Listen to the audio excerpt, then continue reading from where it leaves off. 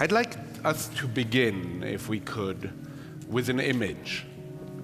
I think that's quite appropriate given the subject tonight. Seen it before. What is it? Yes. What is it? Because in a way, your book is a long investigation into what is it? What is it that we are seeing? What is it when we open our eyes? It's a familiar image from Gestalt psychology, the rabbit and the duck. The fact that the image can be seen at least in two different ways. If you like the ambiguity of the image, I would probably add the ambiguity of all images. There is a real attempt at dispelling the notion that truth in any form or fashion is relative. Well, I don't think we can ever assume that we know what we're looking at. One of the great dangers in photography is that photographs give us that feeling that we know what we're looking at. They give us that confidence that there's no problem here, when in fact there may be many, many, many kinds of problems. Also, I'm a connoisseur of error.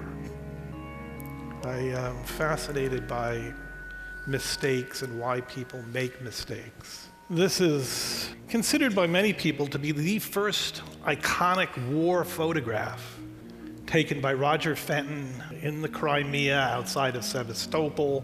It was known as the Valley of the Shadow of Death because of the number of cannonballs that were lobbed into this gully. You know, there are two photographs. Fenton made a mistake. He took two photographs instead of one, which are, for all intents and purposes, identical, save for the fact that in one of them, there are cannonballs on the road, and in the other, they're not cannonballs on the road. I call them off and on. The claim was that Fenton had posed that second photograph. He had posed on. And so the conclusion was that the second photograph, the photograph with the balls on the road on, was posed. It's a posed photograph. And as we all know, posed photographs are a big no-no. You're not supposed to pose photographs. Are we saying that there was no artillery fire in the Valley of the Shadow of Death? That no one was killed by being hit with a fiery cannonball? In other words, the photographs were telegraphing not things which weren't true, but which were true. And so it raises the question of what makes them untruthful. What I like about photographs, and all of the photographs discussed in this book, is that they're wormholes into history. Think of them as a time machine. What if I could walk into the picture itself, look around and ask myself, what am I really looking at? What is really there?